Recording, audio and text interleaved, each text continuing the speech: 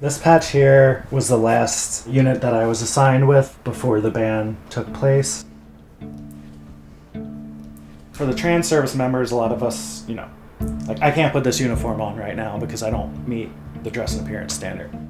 Former president has promised to reinstate a ban on military service for transgender people. Wearing the uniform was my purpose. It was, that kind of thing that you didn't think about until you're forced to take it off, that this represents my service to my country. Traveling back to Washington last night, President Trump signed a series of executive orders, including one calling on the Pentagon to begin pushing out transgender troops. We all raised our right hand and swore to sacrifice up to our lives if it was required, or even if it was asked of us. That's not something you do without really believing in that. The order says transgender people cannot satisfy the rigorous standards necessary for military service and are not consistent with the humility and selflessness required of a service member. The needs of the Navy have always come first. It's controlled everything about my life, or been a part of everything.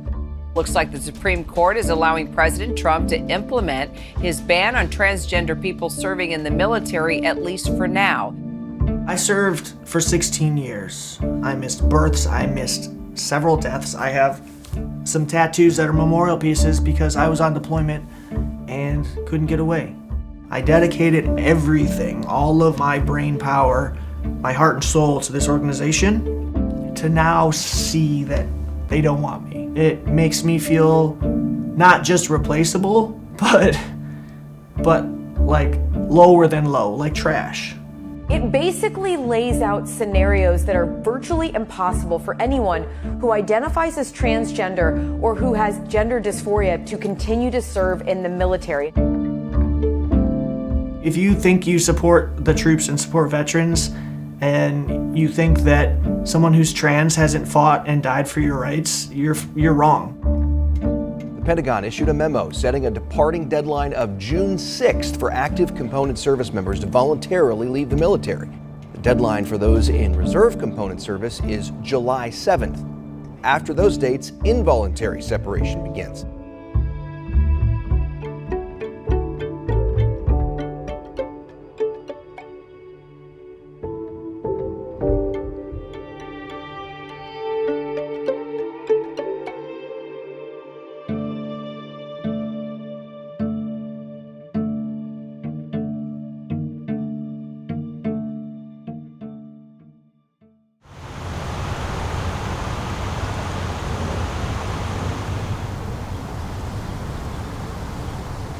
This one was my hardest deployment, so this one definitely brings memories up. I am kind of fortunate in the fact that I can really go through my entire career by the coins that I have.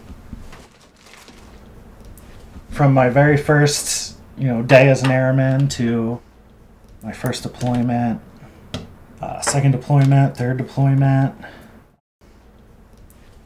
This one's my highest award. It's a Meritorious Service Medal. So I never quite made it to a Bronze Star, but that one is still kind of one of the really important ones in my career. My entire adult life I've served.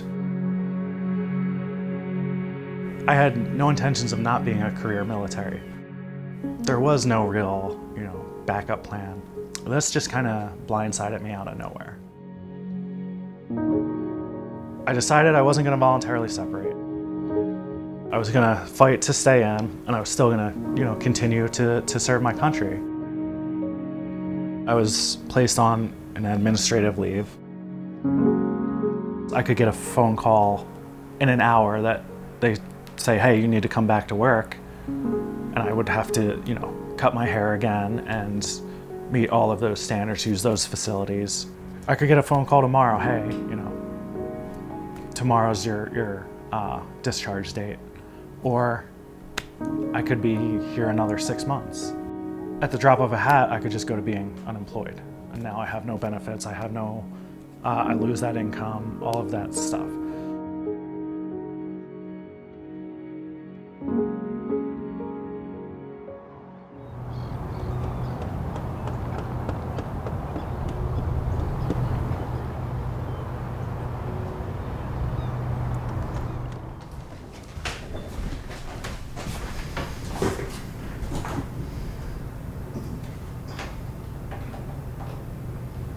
The thing that I find relaxing about Legos is it's definitely something I can control. And when I don't feel like I have a lot of control in my life, it's nice.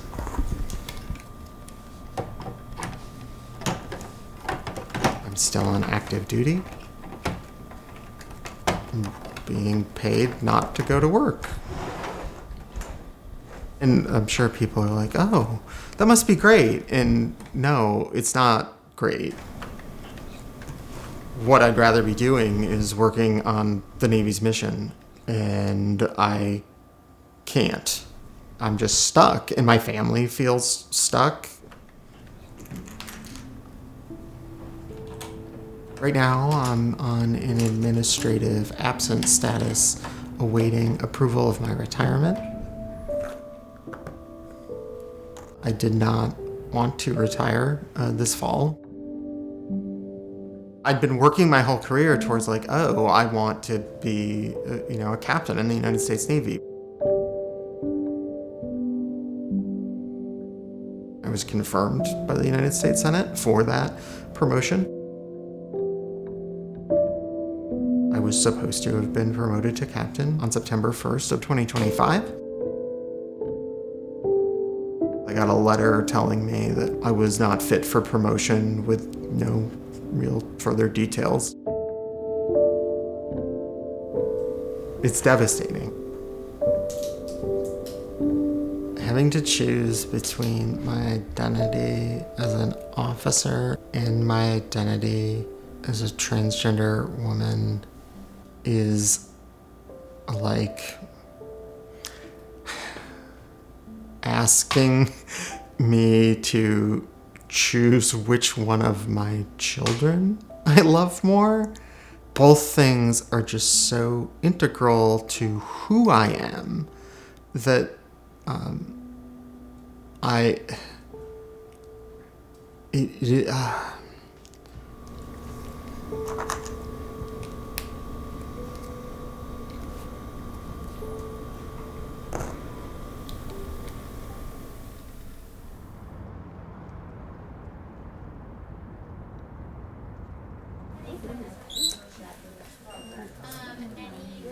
Perfect. So 146 over 98.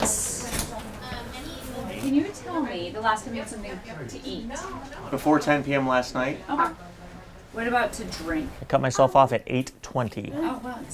2 hours before my arrival time. I am good at following directions. I was in the Navy for almost 20 years, so. There you go.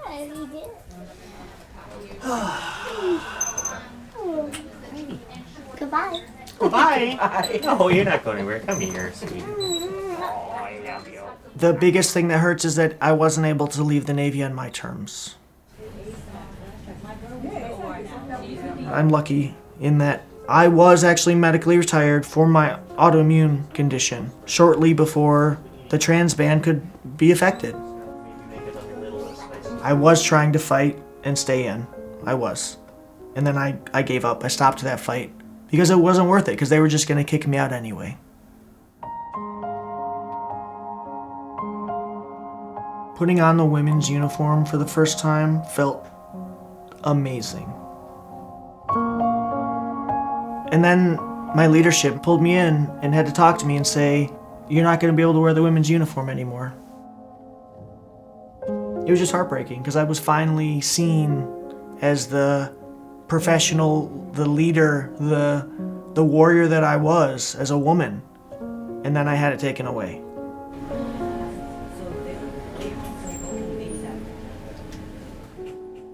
Gender affirming care is life-saving care.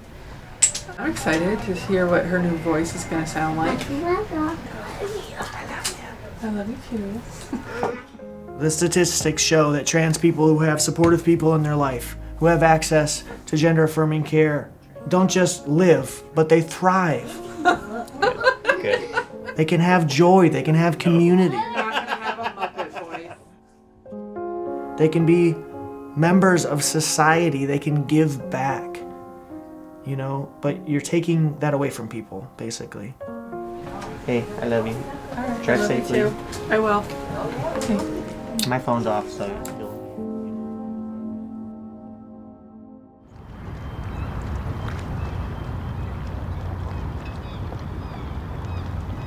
My journey about coming out and being able to live in my gender identity as a woman, a lot of that was driven by the environment. Oh, no, the military is an accepting and welcoming place, and you can express your identity. I'm here today to announce some changes in the Defense Department's policies regarding transgender service members. I'm an attorney in the United States Navy. I'm very proud of the work I did on formulating and then implementing the 2016 Carter policy for open transgender service. I remember very distinctly being in the courtyard of the Pentagon when the Secretary of Defense publicly announced it, and it was a great day. Effective immediately, transgender Americans may serve openly, and they can no longer be discharged or otherwise separated from the military just for being transgender. We're making such progress integrating transgender service members and on accepting trans service members. The regression is very disappointing.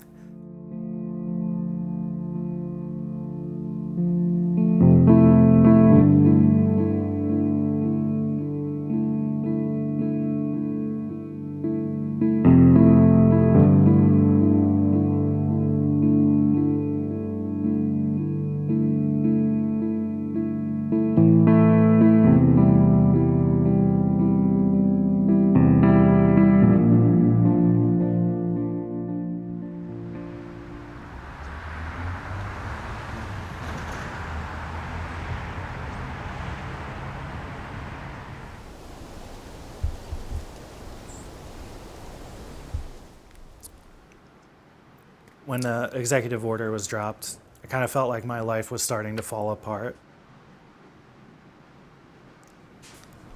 It was really devastating. I kind of felt like I was being looked at as like a piece of trash that just needed to be thrown out. You know, I just tried to stay strong for all of the other service members that are in the same boat as me and kind of like needed some support. It really started to weigh on me. And I went from okay to I can't do this without even realizing it.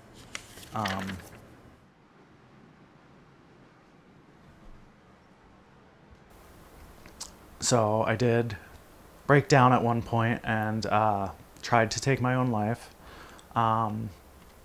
which was the exact thing that I was trying to prevent other people from doing.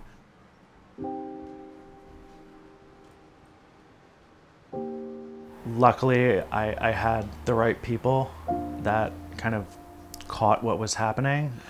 You know, I spent 77 days inpatient. They had me write a lot of letters. I wrote a letter to the Air Force. It was almost like a breakup. The last two lines of this really kind of sum up where I was at. You know, every night I pray for death, and every morning I wake up disappointed to still be breathing.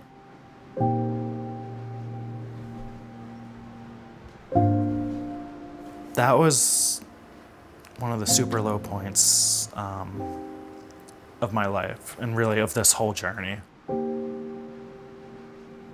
One of the folks I was with said how us spending that time together truly changed the way that he saw transgender service members, and just having that proof of, hey, maybe if people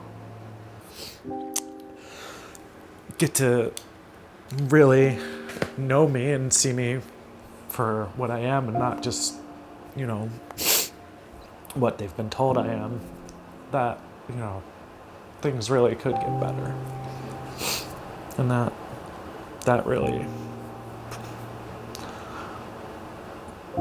probably saved my life.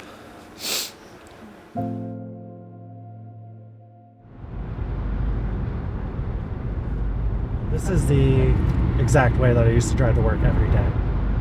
I honestly, I avoid this area as much as I can just because it automatically takes me to those feelings of what I'm kind of losing through all of this.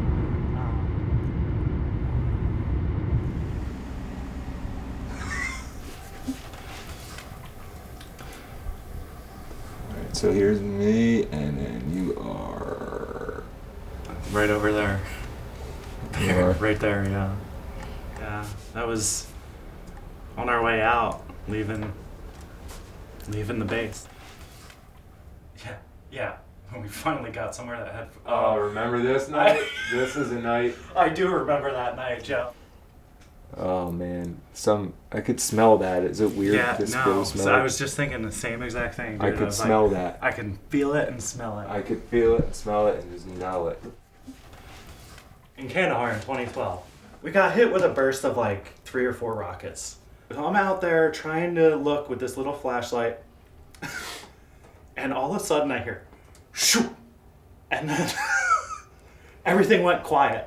I was like, I didn't know if I was dead, alive, what, so, I dropped, and it was a 5th rocket came in. Whoa! And I was just like, man, if number 6 comes in, ain't nobody coming to help me. Yeah. I'm in this pile of rocks by myself.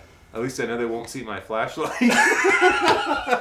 Yeah, they can't target that. Oh, man. One of the closest calls I think I had.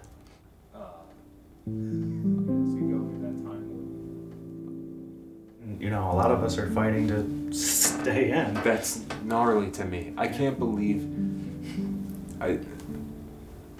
I really do have to commend you. And I'm not just... Listen, I'm not here to pump your tires. You're dizzy. And I've known you for 100 years. I'm just saying, it's you did a shit ton. And you never said no to anyone, ever. And the fact that they're taking shit away from you and you're still fucking not, good luck, man. They could kick you out. They're not going to find anybody that's going to replace that sort of commitment or that sort of talent or ability or level of want to be there.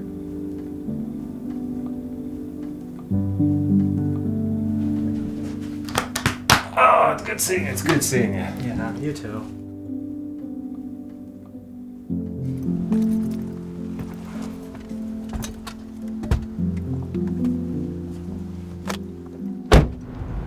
We were in there talking to Joe, and he doesn't fully understand why I am continuing to fight to try to stay somewhere that doesn't want me.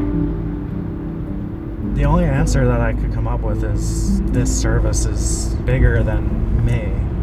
So it really kind of turned into yes, I know this is not going to go well for me, but it's not something that I can just walk away from.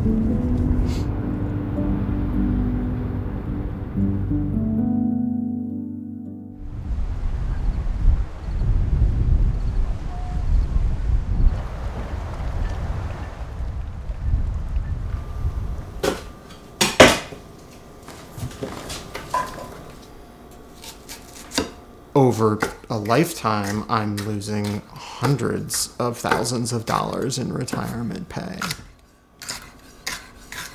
It is a huge financial problem for my family. Whether or not we'll be able to afford to continue living in this school district, I honestly don't know. And I worry about that constantly.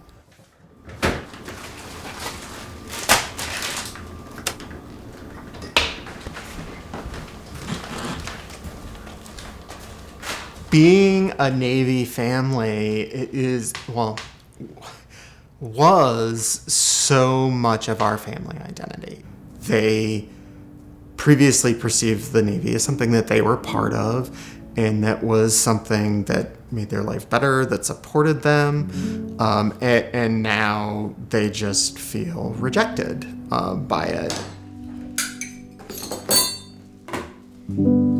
none of this ban has taken into account their needs.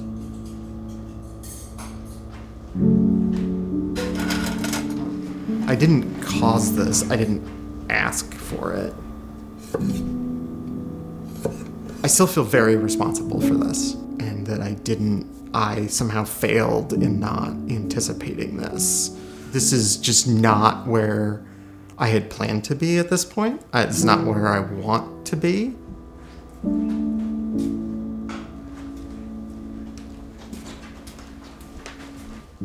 I just want to move on. And I want to close this chapter of my life.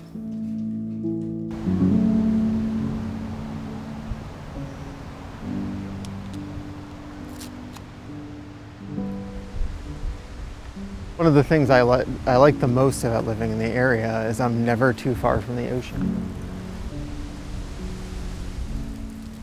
That was a very important thing to me in deciding like which service to join. Is I wanted to be underway on a ship and out in the ocean. And I'm lucky that I've had several opportunities in the Navy to do that on an aircraft carrier and on a command ship. They're my best memories of the Navy.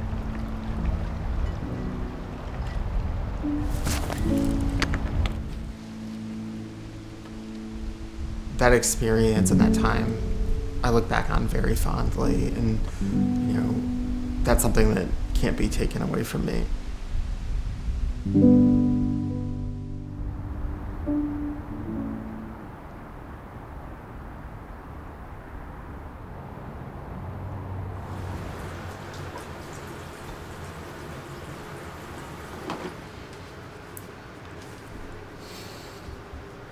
For a lot of us, it feels like we're being viewed as a problem and not as a person.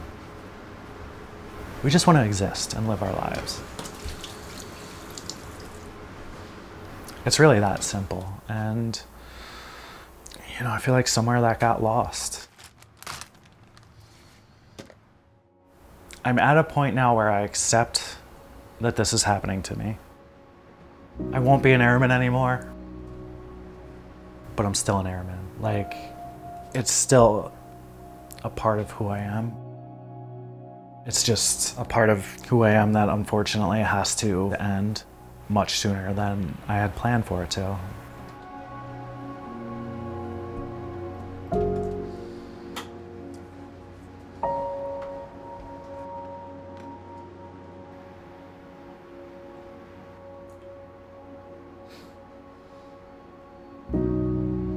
I feel like there's these little moments of joy that kind of come back that I didn't have before. And hope's a really big thing.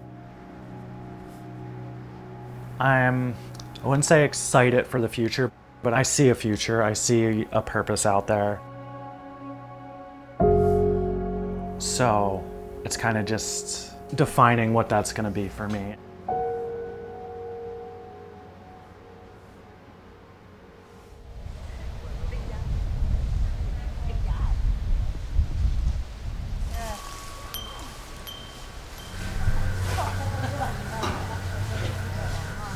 My goal is to buy this farm and keep building community and keep growing things on it, because that's super important for this next phase of my life.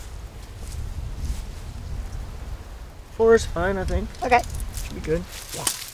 Bye, little friend. See you later. So, I'm not going to measure every single one. So, the Transformative Project is supposed to be a safe place for trans and gender nonconforming and queer veterans and disabled folks to experience some nature, to have some healing, to have some community, to eat. I know that that's how we get through difficult times, is by building community. I like peanut butter and pickle sandwiches. Ooh. But tea blockers make you crave salt because they jack up your potassium. That's why so many trans girls are eating pickles, yes. So that's why I tell Kat she's transphobic if she doesn't keep the fridge stocked with pickles.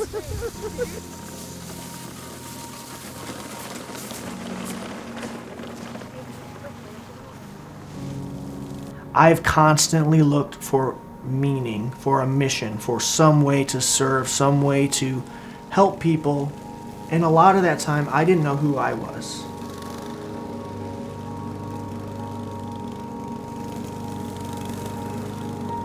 Now I know who I am, and I love myself. And now I have other people telling me that I shouldn't. Telling me that I shouldn't exist. Telling me that I shouldn't have rights. Telling me that I shouldn't have the health care that I need. Telling me that I'm unfit to serve in the military that I served for 16 years. But I can brush them off because I know who I am now. And I have so much joy, and I feel so good about myself. I wouldn't trade that for anything.